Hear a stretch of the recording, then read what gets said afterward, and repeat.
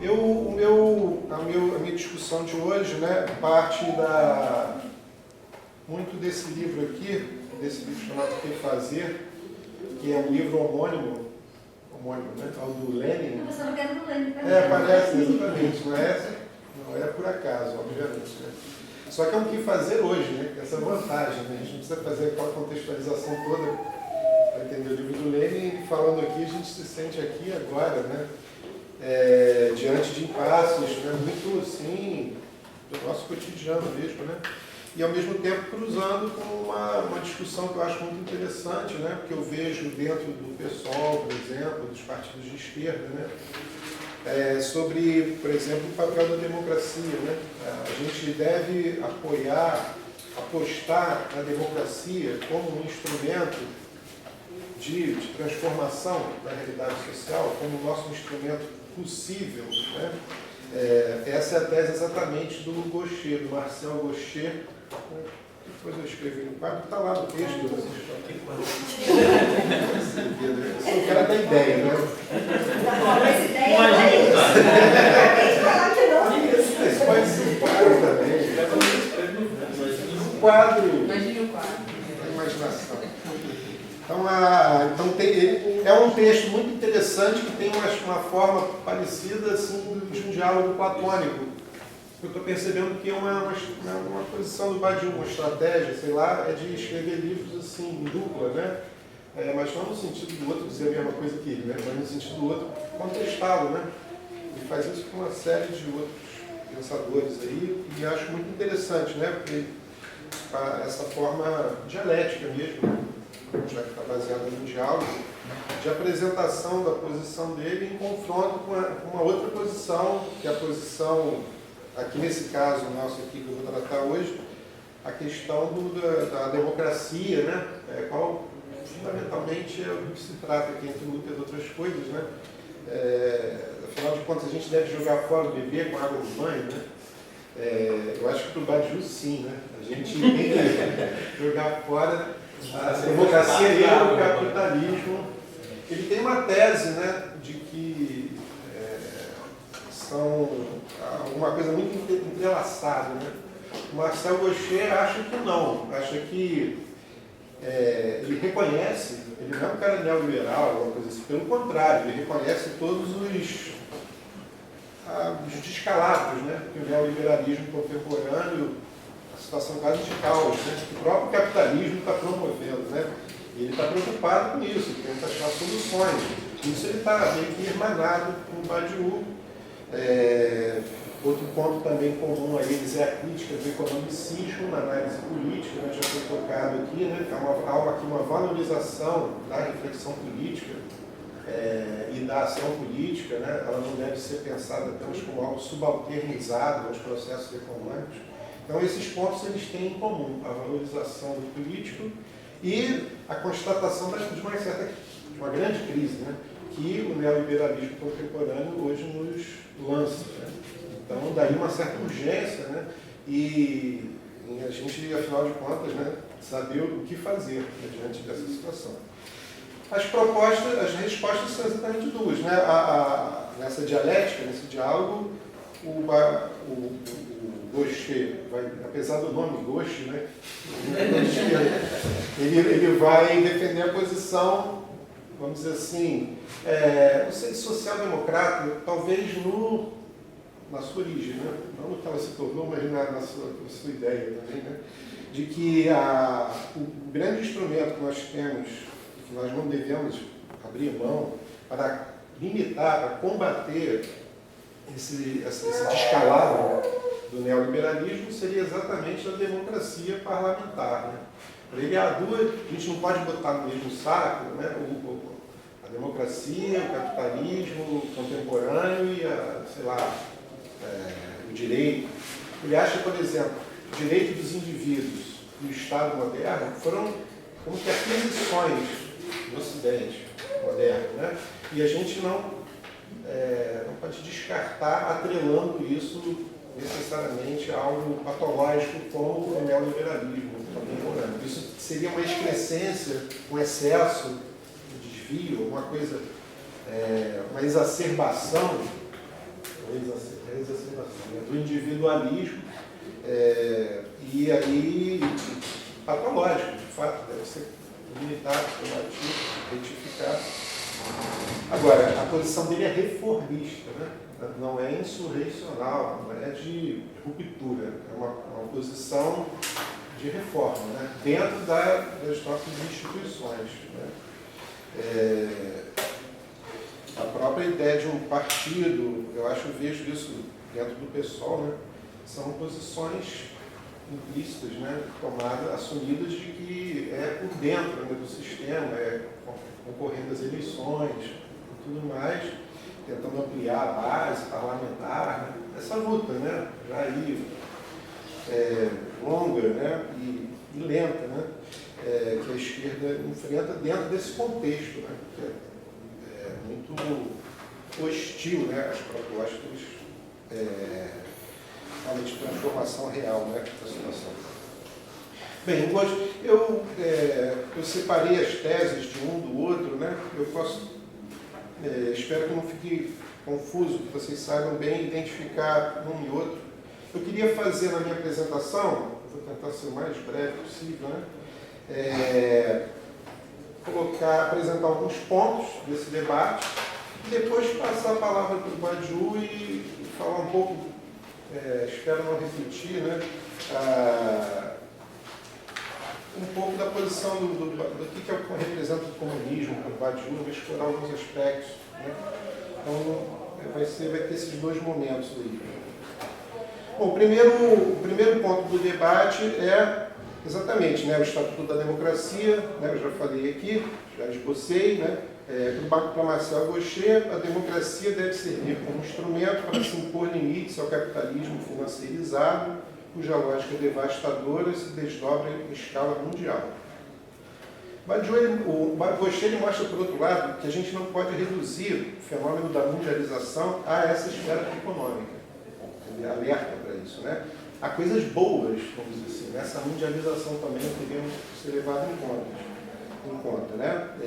Por exemplo, a promessa de um mundo desimperializado, policentrado, sem potência dominante. O Gauchet afirma isso, né? Que hoje em dia não se pode mais falar, como no final do século XIX, né?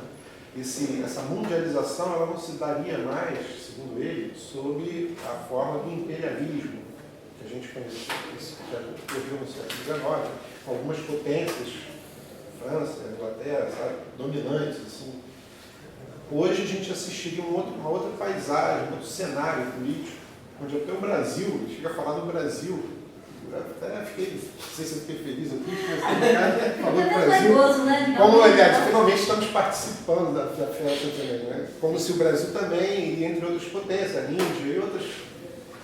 Ou seja, que ele está falando assim, que essa mundialização não deve ter vista apenas de forma negativa, mas ela aponta para um policentramento, né, da política e por aí vai. Né? Ele lembra também as aquisições como Estado moderno, direito dos indivíduos. Então tem muita coisa aí que a gente conquistou, que a gente tem, a gente não pode se cegar, né, segundo ele, né, para apenas a negatividade, né, do processo. Outro ponto que eles também discutem é a questão do comunismo e revolução. Eu vou apresentar as teses do Gauchet, depois eu passo para a réplica, né, do Badiou. Então, o primeiro ponto é esse estatuto da mundialização, né, a relação entre democracia e capitalismo, né, que para ele não existe uma ligação tão assim intrínseca, né? Como vai ser o caso do Badiou. O Badiou, um dos pontos dele centrais é que, parte inclusive de uma constatação, né, de que os países onde a democracia mais floresceu são exatamente aqueles onde o capitalismo também estava mais avançado. Né? Então ele acha que há um vínculo intrínseco, né? E ele aponta o porquê. Ele, Badiou, né, a questão exatamente da política, né, da forma da ação política, tal como ela fica reduzida, né, no caso da democracia parlamentar. Ela fica reduzida a um instante pontual, onde o sujeito, numa cabine isolada, então, assim, de uma forma bem individualista, né, toma uma decisão de delegar alguém com uma certa representatividade durante 4 anos, aí depois ele volta, daqui a 4 anos. E durante esse tempo todo, o que acontece? Né? Então, há esse modelo da representação, segundo Badiou, da democracia parlamentar representativa, ela promove uma grande alienação das massas da esfera política, entendeu? E permite o surgimento dessa figura que a gente conhece, né, do político profissional, que acaba muito mais agindo em interesses particulares, né? As campanhas são quase que chanceladas, né, por empresas e tal, né? São uma eleição que custa muito caro. Então, obviamente, os candidatos vão se comprometer com a plutocracia dominante. Então, a gente vive mais num regime onde o dinheiro comanda, né, do que realmente os interesses universais. Essa é a posição do Badiou, né? Então, a gente ali já vê um primeiro conflito, né? A democracia, a gente posso devolver isso para o debate, né? Afinal de contas, a democracia, ela é um instrumento interessante, aliás, um instrumento possível de uma limitação do capitalismo, ou há um vínculo, posição de Gaucher, posição de Badiou, há um vínculo intestino entre uma coisa e outra. Então você realmente tem que... a democracia parlamentar representativa não é também toda a democracia, né? Então caberia a gente perguntar, será que haveria uma outra democracia que não essa que nós conhecemos, né? Que se fosse afim com a ideia do comunismo? Eu acho que o Badiou deve trilhar um pouco por essa direção. Uma democracia realmente universalista, né? E não apenas representativa. Ele acha que a democracia representativa ela se assujeita totalmente, você torna totalmente uma presa fácil do capital. Então, o primeiro ponto é esse, né? A questão da revolução, né? Eles também demoram um tempo no livro, né? Dois capítulos lá, discutindo o Estatuto da Revolução, do comunismo, né? Da Revolução, principalmente da Revolução Soviética, né? O Gaucher tem uma tese de que ele é profundamente assim, nem stalinista, é anti-leninista. Ele acha que o Lenin operou uma grande traição, né, dos ideais socialistas, ele representa uma forma de direita e tal, dentro da esquerda. Eu descobri depois que é a tese do Chomsky também, né? O Chomsky também ele é anti-leninista, né? Ele acha que ele quer salvaguardar um socialismo que seria mais puro e tal, né? E que teria sido derrotado, né, no âmbito do momento. Então, bom, o problema do Lenin seria exatamente essa implantação, essa prorrogação excessiva da ditadura do proletariado, né, que acabou representando o marxismo na história e que para ele significa uma forma de traição, né, por conta principalmente da ideia de vanguarda, né, revolucionária, a ideia de uma elite dirigente, né, e que acabou reintroduzindo uma certa hierarquia, né, no processo. Alguns comandam, outros são comandados, né? Representação. Então, se você disser isso, mas o problema é que o Badiou não... Não, o Badiou faz essa análise, ele fala o problema, ele fala meio que assim, desculpa te interromper, ele fala até assim que o regime soviético é uma resposta à Comuna de Paris, à desorganização da Comuna de Paris, que foi quando, assim... Tinha um comitê, né, da Guarda Nacional que assumiu, né, assim, estava com os canhões, estava com as armas na mão. Aí, assim, em função de não ter se organizado, não ter ganho consistência, né, e ter perdido por uma questão de um fracasso até de relações de forças ali, a União Soviética ali, a Revolução de 17, seria uma resposta, ó, a gente não teve sucesso, né, porque a gente não se organizou. Então, vamos dizer assim, partidão. Então, assim, nós, o partido, representamos a classe operária. Então, assim, é quando entra esse regime de representação para o Badiou que é um problema, porque, assim, o partido representa a classe operária. E quem representa o partido? Stalin. Então, assim, você entra num regime de representação que, para ele, assim, é mortal para a ideia do comunismo, assim. Então... Outro fator também que ele vai detectar aí é o militarismo também, que é algo que também ficou intrinsecamente ligado à ideia de revolução. E como não havia outro modelo, né, de Estado substitutivo, czar e tal, o que eles implantaram? Um modelo tomado militar. E a gente associa sempre, né, o revolucionário é um cara, né, de boina, né, assim, no meio da mata, né, uma coisa assim, né, no caso aí de Cuba, né, lá assim, no meio do gelo, não sei. Mas será que isso é essencial? Né? De fato, foi uma resposta ao fracasso da Comuna de Paris. Eles não estavam realizados, não tinham como resistir militarmente. Né? Então, será que se a gente criar um exército, né, a gente vai poder implantar o comunismo? Né? Bom, aí a coisa foi tomando o rumo que vocês sabem um pouco. Então, é toda uma discussão. Eu vou tentar aqui pegar só uns traços aqui para a gente debater também. Né? Então, um dos impasses comunismo e revolução. Então, para Gaucher, o leninismo representou uma certa tradição, né, do marxismo. Porque o Marx parece que não tinha propriamente uma política, uma teoria política, uma teoria de tomada do poder. Pelo menos isso se diz assim, né? Isso aí, alguns até que contestam, mas em linhas gerais não tem isso. Isso seria o acréscimo do Lenin, né? Bem, a questão então do totalitarismo. Isso é muito discutido ao longo do texto, né? O Gaucher tem essa ideia de que a proposta da revolução era criar uma sociedade una, né? Sem divisões.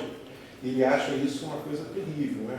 Ele acha que a grande vantagem, Gaucher, né, da democracia seria que há um pluralismo. Tá? Todos falam, né? Todos têm direito à voz. Né? A gente está até vivendo isso, quase a esquizofrenia da direita, da ultra-esquerda, da ultra-direita, e cada um fala.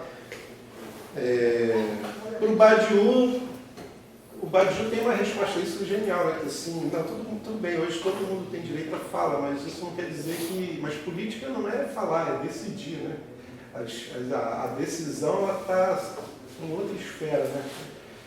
É até uma coisa quase circense, a gente vê aquele parlamento lá, as pessoas falando, todo mundo tentando defender a sua posição, mas será que é ali mesmo que são tomadas as decisões sérias, que vão orientar, né, a nossa sociedade? A posição dele é de que não, isso é uma espécie de um embuste, a posição de Badiou, né? É uma espécie de impostura da democracia, né, de simular um debate, de realizar mesmo um debate. A gente está, inclusive, aqui debatendo, né, falando do comunismo e tal. Mas será que... Mas e a esfera das decisões? Política não é tanto debate, né? Ele cita até o Deleuze, né? Quando os filósofos dizem que querem conversar, eu vou embora, porque ele detesta o debate, que fica uma coisa estéril e tal. Bem, então o debate democrático. Então a posição do Badiou, ele não cai nessa história, né, de que a democracia seria um bem por si mesmo, porque ela promove o debate. Ele insiste, Badiou, né, na questão da despolitização da democracia parlamentar como uma forma política despolitizante, e, portanto, afim ao capitalismo. Bem, o regime comunista, segundo Gaucher, né, engendrou separações em nome de uma unidade por vir. O partido sempre se apresentou como um meio para transformar a sociedade num ponto de chegada. A harmonia viria apenas no fim do processo. Ela é apenas sempre prometida.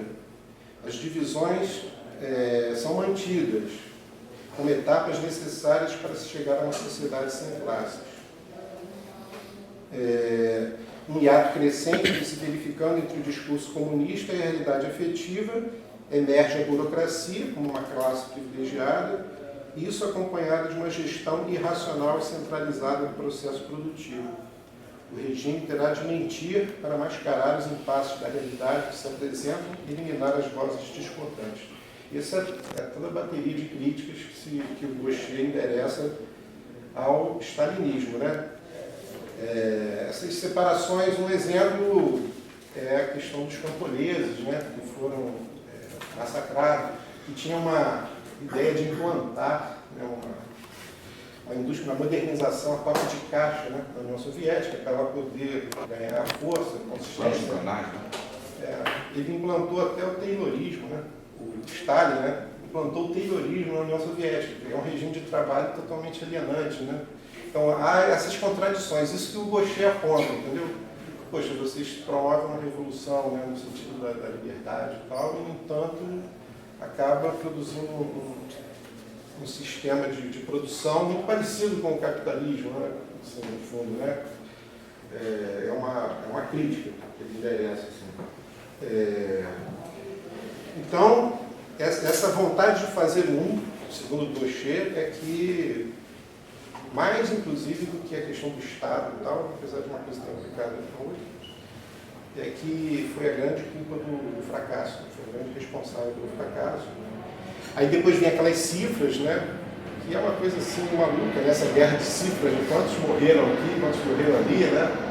A gente sempre pode evocar também o massacre nuclear dos Estados Unidos, né, no Japão também, uma cifra também absurda, né? Então, cifra por cifra, capitalismo e comunismo estão meio pareados, né? Vamos voltar para a ideia mesmo, né? Porque a realização prática é muito terrível, às vezes, pensar. Então, o marxismo, então ele conclui que o marxismo não dá mais para a gente lançar a mão dele como uma leitura, né, do que está acontecendo. Isso é uma posição, Badiou acha exatamente o contrário, né? Para o Gaucher, existem fatores, principalmente a financiarização e a mundialização, né, a internacionalização da economia, que são fatores que o Marx, segundo ele, né, não dava conta ainda. Né? O Badiou menciona o texto do Lenin, né, do imperialismo, né, aquele texto ali que já tem uma visão disso aí. De todo modo, é o seguinte, o que se passa assim, no Badiou não há nada tão novo assim, não há nada de novo. Apenas houve uma interrupção do processo, nessa financiarização, nessa mundialização da economia, tornou os Estados, às vezes, até um pouco impotentes, né, para controlar essas crises. Né? A gente fica meio à mercê do que está acontecendo aí na China, né? A gente está assistindo isso agora. Então, ele vai dizer que... perdi um pouco o foco. Bem, o marxismo está caduco para o Gaucher. Isso aí. Essa nova configuração. Para o Badiou, não. Ele segue o marxismo ortodoxo. Era um processo... Isso está na linha de desenvolvimento do capitalismo, do velho e bom capitalismo, o velho e mau capitalismo. O que houve foi uma interrupção causada pelo bloco comunista. Né? O comunismo, no século XX, principalmente depois da guerra, né? Ele impôs ao capitalismo uma série de autolimitações, né? Benefícios sociais foram distribuídos, né? A gente sabe disso, para limitar, né, o sentido da Guerra Fria, né? O capitalismo teve que ceder em alguma coisa, né, em alguns pontos, para poder fazer frente, né, ao avanço do comunismo também. Com o final, com a queda do Muro de Berlim, com o final, né, assim, desse grande horizonte, né, que seria o comunismo, o que aconteceu? O capitalismo retornou com a pressão toda, né? Aí é o momento do neoliberalismo, os anos 80, 90, né, que a gente assistiu aí, Margaret Thatcher, como se fosse assim, Reagan, né? Como se fosse assim o fim da história. Acabou, o comunismo já deu errado mesmo, não tem mais saída. Fukuyama, né? Exatamente, a história acabou. A história acabou. Então, a gente viveria esse... Então, são duas teses diferentes, né? A crise de hoje, ela representa uma novidade total, algo insondável, que a gente ainda tem que pensar, tem algo até de obscuro, que é a posição do Gaucher. A posição do Badiou, não, ela não tem nada de obscuro. O Marx dá conta dela perfeitamente.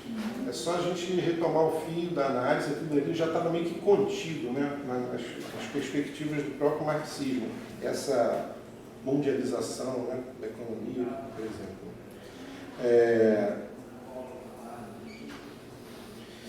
Bem, e a conclusão que o Gaucher chega é que, apesar de tudo, né, a gente tem que apostar num certo reformismo democrático. É o instrumento que a gente tem, a democracia, para tomar as rédeas da situação, controlar os ímpetos anárquicos das finanças. As finanças são anarquistas, né? Mas é um anarquismo do mal, não é um anarquismo do bem, talvez. Né? Marcel Gaucher, então, ele fecha esse tipo de posição. Né? A vantagem da democracia é de incorporar o adversário e não de simplesmente eliminá-lo como inimigo do povo, alguma coisa assim. Né? Ela teria uma vantagem de incorporar as vozes discordantes, sem massacrar um ponto de vista em benefício do outro. Não sendo intrinsecamente vinculado ao capitalismo, mas instrumento a ser utilizado na direção da justiça social, o papel do Estado moderno, na hora atual, é de civilizar a economia. Conclusão que ele chega, né? O Estado moderno é algo que a gente, malgrado todos os problemas, né, que ele apresenta, né, toda a corrupção, etc., coisa toda, ele ainda assim é um instrumento formal, né, que a sociedade tem de combate ao capitalismo. Teria que ser fortalecido, teria que ser consolidado, reformado, melhorado, né, e não abandonado em nome de uma outra proposta paralela, alguma coisa assim. Né? Bem, a posição do Badiou, né, vocês já têm aí uma certa entrevisão, é de uma condenação radical do Estado. Né? O Estado é uma aberração do ponto de vista de Marx. O Badiou, pelo tudo que eu peguei desses elementos aqui, é do Marx assim, de manual, assim, pelo menos o Marx tradicional, assim, não é um Marx assim, super sofisticado, não. Ele pega certas posições bem clássicas, bem claras do Marx. Uma delas é essa aí, né? A ideia de que o Estado é uma aberração, né? O comunismo supõe o perecimento do Estado e a livre associação dos trabalhadores. Marx considera absurda a ideia de se implementar uma nova sociedade através do despotismo, mesmo se tratando da ditadura do proletariado. Né? Marx seria socialismo com liberdade. Socialismo com liberdade. Isso é uma tese de Marx, né? Não só do pessoal. Né? O pessoal seria o partido mais marxista, porque ele tem essa proposta de juntar a questão do socialismo com liberdade. Então, Lenin a posição do Badiou quanto a Lenin, né? Ele é parcialmente responsável por desvirtuar a Revolução ao ter criado um Estado militarizado. Mas ele próprio reconhecia os perigos da burocracia e chegou a pensar, de forma antecipadora do maoísmo, em estabelecer comitês populares de fiscalização das operações do Estado. Então, Lenin ficou aí um pouco no meio do caminho. Né? Ele chegou a perceber os perigos do Estado, né? Como o Estado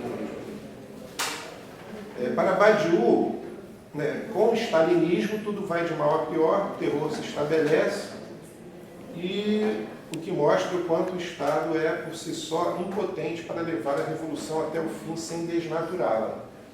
Para Badiou, o Estado possui uma dimensão criminosa, intrínseca. Ele é um misto de violência e inércia conservadora.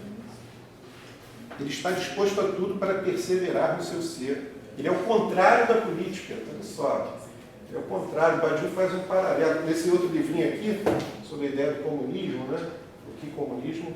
Ele faz uma comparação interessante da relação de Estado e política com o amor e a conjugalidade. Né?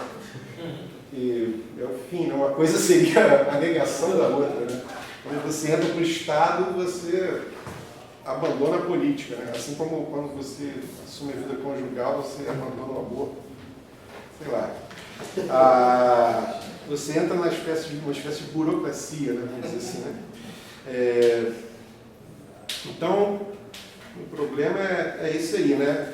Aderir ao Estado provoca sempre uma espécie de despolitização subjetiva. Toda política, é a citação, toda política digna desse nome deve marcar sua discórdia, sua independência em relação às formas de onipotência e persistência estatais. É o que se pode encontrar em Mao Tse-tung, né? Que privilegiava os movimentos de massa independentes e as organizações populares constituídas fora do partido. Mao, diz Badiou, tem esse gesto de apelo inaudito que mina o stalinismo do interior. Ele desencadeia uma imensa mobilização estudantil, depois trabalhadora. A fonte da mudança não é mais o Estado ou o partido, mas forças sociais inicialmente desorganizadas, tomadas, porém, como únicos atores verdadeiros da criação histórica e política. Isso é uma questão, né, também para a gente discutir. Né? Segundo Badiou, os únicos atores sociais, as forças sociais, realmente capazes de transformar alguma coisa são exatamente essas que desorganizadas, né? E não, no primeiro momento, né? Tomadas. O fracasso, então, esse é um primeiro ponto, né? Sobre a questão da revolução. Né? Ele concorda que houve, de fato, um fracasso com o stalinismo, né? E hoje o que a gente deve fazer é buscar uma forma de mobilização estudantil, trabalhadora, que reúna, né? Ele diz isso aí, que o Maio 68 teve esse grande mérito. Né? Foi um acontecimento que reuniu de forma original, né? A classe trabalhadora, os profissionais liberais, os estudantes, né? Eram grupos sociais que nunca se relacionavam, né? E foi uma característica lá que ele acha importante. Isso é eterno, né? Isso faz parte da ideia, isso tem que se perseverar, né? Como produzir novos agregados sociais, né? Para além do nosso grupo, né? Como se relacionar com outros grupos, né? Como de trabalhadores, etc. Bem, o fracasso incontestável na realidade não é... Bom, aí quanto à questão da ideia do comunismo, né? Eu não vou repetir o que os colegas camaradas disseram, né? Mas apenas subindo alguns pontos aqui, né? O fracasso incontestável na realidade não é tribunal suficiente para julgar de forma deletéria o valor da ideia do comunismo. Ele dá o exemplo da Inquisição espanhola, né? Durou muito mais tempo, né? E, no entanto, ninguém condena o cristianismo como uma coisa terrível por conta da Santa Inquisição, né? Desde tantos assassinatos ali, né? A história não pode condenar uma ideia, pelo contrário. Bom, o Badiou ele vai dividir a percepção, realmente, a maneira de contar a história, né? Em 3 etapas acerca do comunismo. Né? Do século XIX, quando essa ideia foi formulada por Marx, a ideia do comunismo. O século XX, quando ela foi implementada e, ao mesmo tempo, desnaturada por essa fixação na forma estatal. E um terceiro momento, que é o nosso, aqui e agora, né? Que se abre no início do século XX, né? E a gente tem que adaptar a ideia ao nosso contexto, que ele coloca muito próximo da Europa de 40, né? Na época lá... Oi? Século XIX. 1840, eu falei 1900? Nós falamos de 40. De 40, de 1800. Acho que a gente está mais próximo de 1840 do que, de fato, ou seja, um momento bem ainda de muita indeterminação política, né? Porque a coisa pode ir para muitos lados. Badiou recusa, como Gaucher, isso eles têm em comum, né? O economicismo e a ciência da história como abrigo ideológico para o monolitismo do poder estatal. A rigor, seu comunismo não é nem utópico nem científico. Ele requer apenas a possibilidade racional da política contra os efeitos desastrosos do capitalismo mundializado. Ele não acompanha, Badiou, né, os marxistas deterministas, para quem as contradições do capitalismo conduzirão ao comunismo de forma inexorável. Há uma dimensão de acontecimento na história intangível do ponto de vista de uma ciência. Então ele acha que não há esse determinismo todo, né? Você não pode contar nem com a vanguarda, né, que é algo que seria da ordem um pouco da representação, né, mas nem também contar com, como Marx achava, uma espécie de movimento natural da história que vai nos levar para lá. Então tem alguma coisa da ordem do acontecimento, depois eu queria que a Jennifer, né, o Germano falasse sobre isso, né? Muitos marxistas achariam isso, olhariam isso para uma forma meio enviesada, né? Como assim um acontecimento? O que é esse tal do acontecimento? Eu já ouvi muitas críticas, né, dizendo que não seria uma noção materialista, né? Porque parece que é alguma coisa que vem do nada. Para o materialismo, tudo que ocorre está relacionado a uma situação histórica, que deve ser lida pela grade da economia, né? Então, o Badiou ele não vai muito nessa cartilha, nesse tipo de marxismo ali. Obviamente, sem negligenciar a importância, o papel da economia, mas não se pode tomar isso como uma única chave, né? Eu achar que essa leitura basta para dar conta do processo histórico. Eu sei que eu tenho a hora, né? Eu vou ter que pular coisas aqui. Ele não se deve crer que com a democracia, diz Badiou, teríamos chegado a um regime final de imanência que levaria em conta a ausência do grande outro. É uma argumentação que Gaucher desenvolve lá, ou a morte de Deus, uma linguagem lacaniana ou nietzschiana. Esse modelo da representação política não garante nem sequer a sustentação do princípio moderno de autonomia. Não garante nem sequer a autonomia. Aí tem uma discussão. Para o Gaucher, e como muitos liberais fazem também, né, a ideia de que a modernidade marca um avanço decisivo na humanidade, no sentido da conquista da autonomia, né?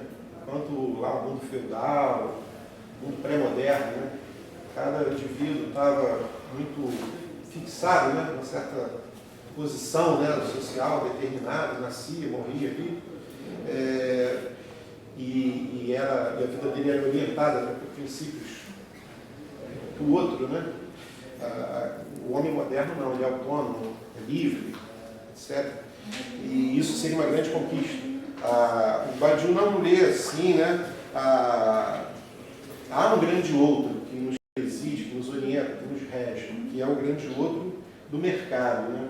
Ele não há essa abolição do grande outro e agora somos indivíduos autônomos buscando soluções. Não, mantém-se esse grande outro e agora ele tem esse nome de mercado, de capital. A democracia está sempre ligada a ele. Nunca houve democracia sem capitalismo consolidado. Depois da derrocada do socialismo, assistimos por toda parte no mundo a vinculação crescente entre o capital e seus representantes políticos. Posição do Badiou.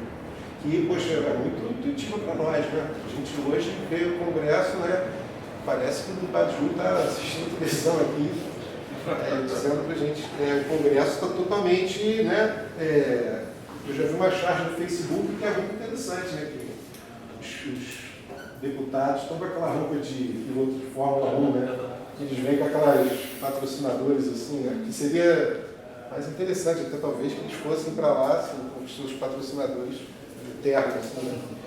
Para a gente saber, afinal de contas, quem está bancando eles, né? Porque eles todos ali estão representando, a maioria, a grande maioria, estão representando os interesses plutocráticos, né? Dos empresários e tal, do capital financeiro. Então, é uma coisa terrível, mas isso aí, né? Assistimos essa vinculação do capital a seus representantes políticos. A democracia, por outro lado, agrava mais ainda o Badiou, né? Ela atenua contradições vivas, impedindo qualquer transformação social de amplitude. Há dois partidos no governo, um de esquerda, mais distribucionalista, entre parênteses PT, e um de direita, do PSDB. Nos extremos, a chamada extrema esquerda, a DEM, perdão, ao contrário, extrema direita, né? E o Então, você tem de um lado a extrema-direita, né, que adota a ideologia da identidade nacionalista e mesmo racista. O Badiou tem muito essa questão, né? A direita, para ele, é um pensamento da identidade, né? Nesse sentido que a gente pode opor nazismo e comunismo. O nazismo e o fascismo, eles são pensamentos da identidade, né? O homem comunista, ele não tem uma imagem no passado, não tem uma identidade, né? É algo que tem que ser inventado, construído, né? Não está apoiado em um modelo do passado, uma tradição, né? Como era no caso do nazismo. Bem, então, então essa descrição que ele faz também, de novo, cai exatamente como uma luva para a nossa situação, né? Dois partidos no meio, né? Assim, um mais distribucionalista, outro mais direita, e os extremos, né? Que a extrema esquerda, que rejeita o capitalismo, e a extrema direita, que adota a ideologia identitária, e mesmo nacionalista, e mesmo racista. A política parlamentar consiste em dizer que o poder de Estado deve ser confiado a dois partidos de governo que constituem, em realidade, um grande centro mole e invariante. Ele diz que, no fundo, nessa leitura dele, PSDB, PT, não haveria, é quase a mesma coisa, né? 6 e meia dúzia, né? Não haveria, no fundo, é uma troca para tudo continuar do mesmo, né? No ângulo que ele está se posicionando, não está acontecendo nada, a gente continua assim, na mesma situação. É o tal consenso democrático, que nada mais é do que o acordo tácito que suporta uma triste realidade, a de que, seja lá quem estiver no poder, o capitalismo restará intocado. Ele mostra isso, é um traço. O capitalismo nunca é posto em questão, né? Por nenhum partido. Assim. Tem de extrema esquerda, mas dos que participam do Congresso, né? Não há uma discussão, vamos dizer, não há um projeto. Será que queremos o capitalismo? Né? Isso não é uma coisa que é discutida, que é ventilada, que é apresentada, né, para a sociedade. Né? É naturalizada. É naturalizada, exatamente. Né? Então ele acha isso uma coisa espantosa. Né?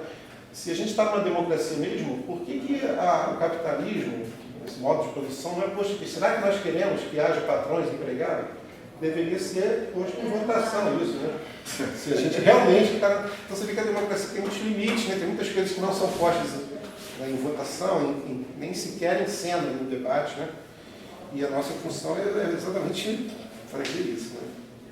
Então, só para fechar, ainda teria muita coisa aqui para falar, eu só tentar... A gente pergunta. Depois tem as perguntas, né? Eu quero que sobe tempo para a gente debater. É só a questão da hipótese comunista. Ela já falou do fracasso, a gente também já falou. Eu espero não repetir, mas porque ele é tão explicadinho, né, como você falou, né? Ele bota assim, alguns pontos para a gente ter uma certa clareza acerca do que a gente deve entender por comunismo, ou pelo menos esse comunismo do Badiou, essa ideia, essa hipótese, que é portada por um sujeito coletivo formado por todos aqueles que se dizem comunistas e agem como tais. Na herança marxista, trata-se do proletariado, no maoísmo das massas, termo que tem uma significação mais abrangente, né? A questão do sujeito, né? Revolucionário, do sujeito comunista. Marx encontrou esse nome, né? Proletariado. Não. Deu outro, o Badiou, ele não coloca necessariamente, tem outra discussão. Será que o proletariado é necessariamente o sujeito revolucionário? Isso é um polêmico, né?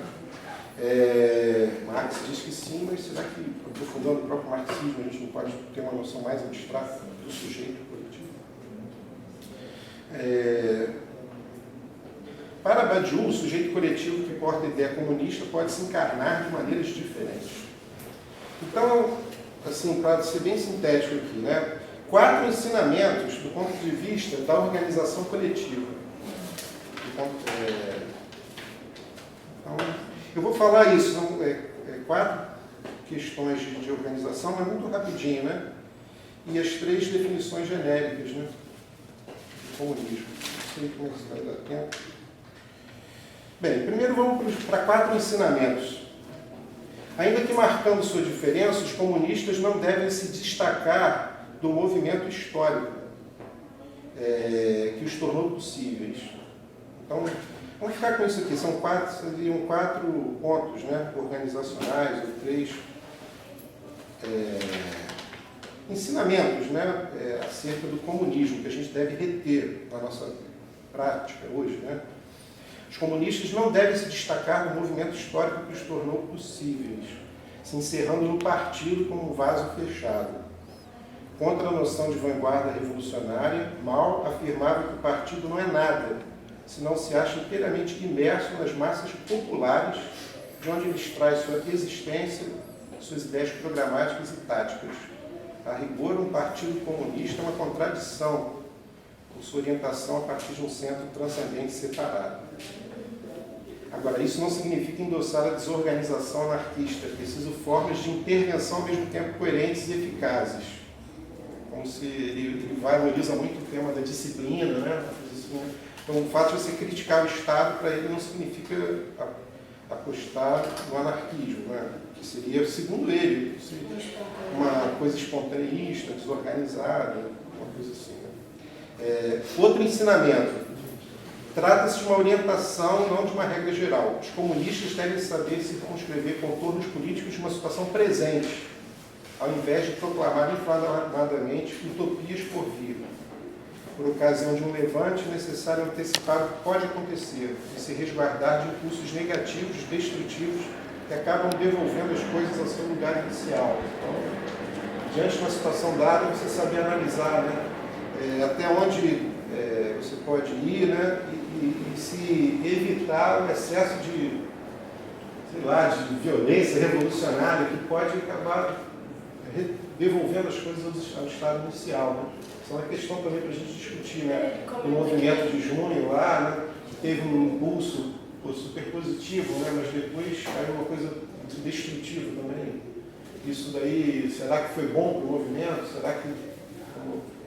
Então, é uma discussão. O Badil comenta que na Revolução Cultural Chinesa, né, os guardas vermelhos,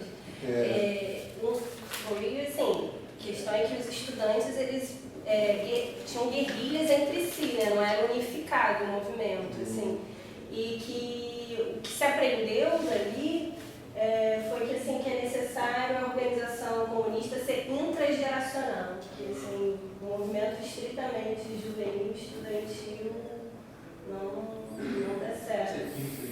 Inter. Porque o próprio mal, ele intervém para acabar com isso. Isso, aí já é uma... Porque a coisa saiu de controle, tomou de volta. Uhum.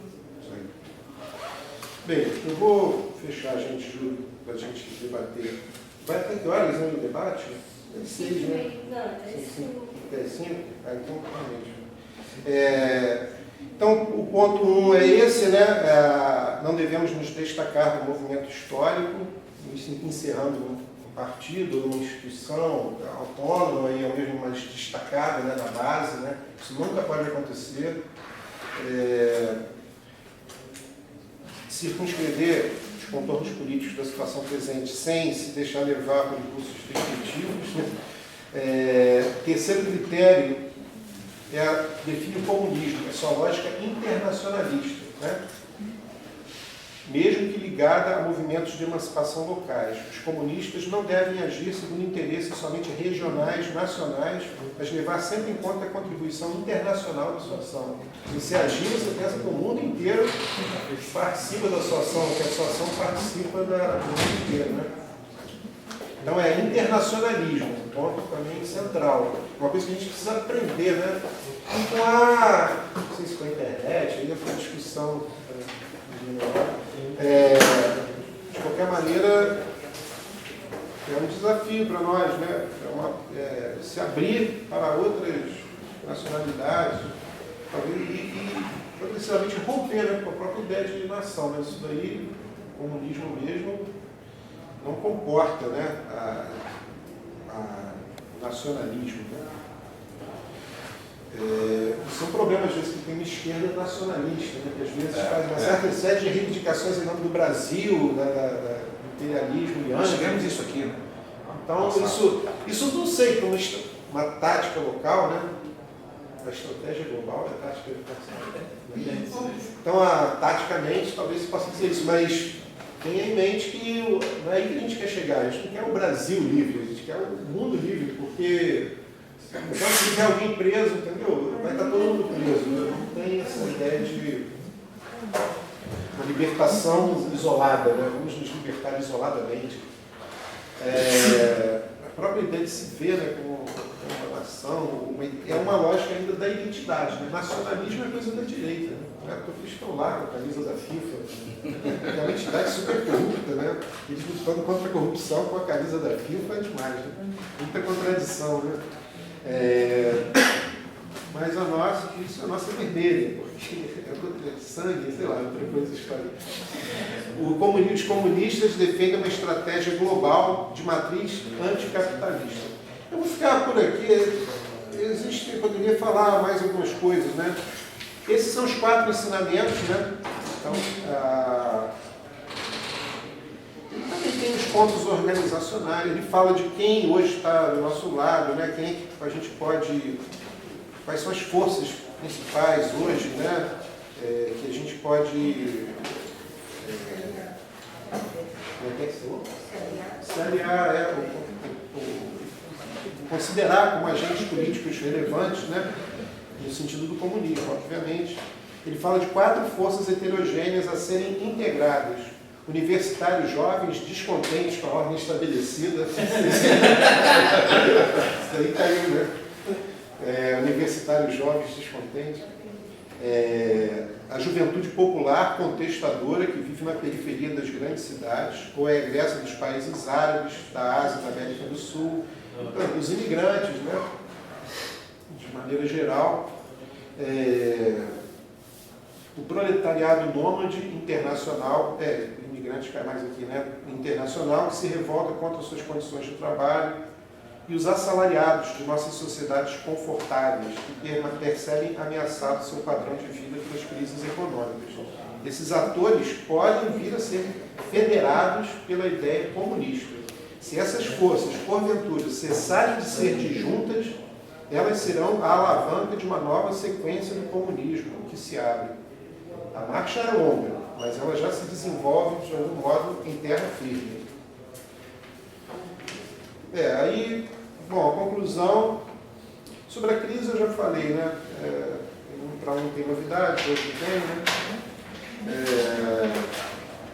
Para Gaucher, financiarização e internacionalização da economia são fatores inéditos. Para Badiou, não, isso está na trajetória do marxismo, que foi apenas bloqueada pelo comunismo. Esse é um debate interessante dos dois, né? Muito legal. Verbal. Isso tem também no YouTube, né? Eu legendei um pedacinho, né, para traduzir, mas eu vou tentar legendar a conversa toda deles. Se vocês quiserem assistir, pensar em francês, está lá. Eu vou tentar legendar, que é muito interessante. E não é igual ao livro, tá? O debate que está lá no YouTube é mais condensado do que está aqui no livro. Bem, conclusão. Agora para fechar mesmo.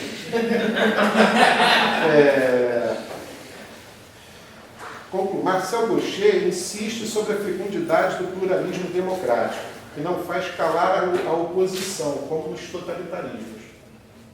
Ele insiste isso, a democracia não faz calar, ela é um regime que contempla pluralidade de vozes discordantes, né? Então, há uma vantagem, uma vantagem nisso, como diferente dos totalitarismos. Há sempre possibilidade de invenção política consistente na longa duração, através de revezamentos do poder, possibilidade que atesta a história da República desde a Revolução Industrial, que consolidou leis trabalhistas e que precisa ser mais explorada. Então, a história da República consolidou leis trabalhistas. A gente não vive, o argumento do Badiou é isso. Se você olhar para o início da Revolução Industrial e olhar para a situação do trabalhador hoje, a gente vai reconhecer avanços e ganhos inegáveis e consistentes, que foram obtidos na longa duração. Então, a gente tem que seguir esse caminho. Mas uma longa duração, aí bota uns 10 mil anos aí, quem sabe a gente chega em algum lugar. Mas ele acha que isso sim que é alguma coisa consistente, sólida, né? Essa história de falar contra o capitalismo, ele fala muito isso, né? Que o Badiou usa um conceito muito genérico. O que é esse capitalismo, essa hidra que ele fala, que está por toda parte e tal. a esquerda fica se degladiando contra uma coisa que seria fantasmática, né? Então, e que a sociedade, bem ou mal, acatou isso, né? Ela aprova o capitalismo. Então, a gente deveria ir para um outro lado, né? Não ficar falando mal do capitalismo, mas aperfeiçoando a nossa democracia, de maneira a limitar certos excessos, né? Essa é a posição dele. A democracia incorpora o adversário, né? E isso é fundamental para uma transformação prudente da sociedade. Um discurso bem reformista por cá. Bom, o Badiou vai negar isso aí, né? Ele vai dizer que, muito pelo contrário, né? A essência da política não é o debate parlamentar, mas a decisão. A gente vive numa sociedade onde todo mundo tem direito à fala, a gente pode falar o que quiser e tal, mas a decisão são tomadas em esferas muito restritas, né? A gente vive para ele numa oligarquia, né? Ou seja, do poder de alguns apenas, né? Quando os atores da sociedade passam a decidir seu destino comum, isso é o que devemos chamar de democracia autêntica, segundo Gaucher, o comunismo para Badiou. Infelizmente, vivemos hoje numa democracia da fala, mas numa oligarquia dos que decidem. É a posição já final aí do Badiou. Então, eu fecho aqui e abro para o debate, né? Muitos pontos aqui polêmicos, né? Eu vejo assim no PSOL, por exemplo, um discurso muito reiterado, até pelo fato de ser partido, né? De que a gente tem que ocupar os espaços, né? Através do Estado, da instituição, né? Outras alas acham que mais radicais e tal, né? Mas o simples fato de o pessoal se constituir como um partido, né? Está embutido nele uma certa aprovação da democracia, né? Da democracia parlamentar. Isso é uma coisa que a gente faz, uma discussão, né? O Badiou não tem essa posição, ele acha que a democracia parlamentar é uma coisa que edulcora, que no fundo adia, camufla, abafa as contradições, né? Em vez de agudizá-las, impondo um movimento mais radical, né? Ela faz uma espécie de bota panos quentes, né? As contradições, em vez de resolvê-las, de superá-las. Mas é isso, agora eu já falei muito, né? Queria passar a palavra a vocês. Por exemplo, né?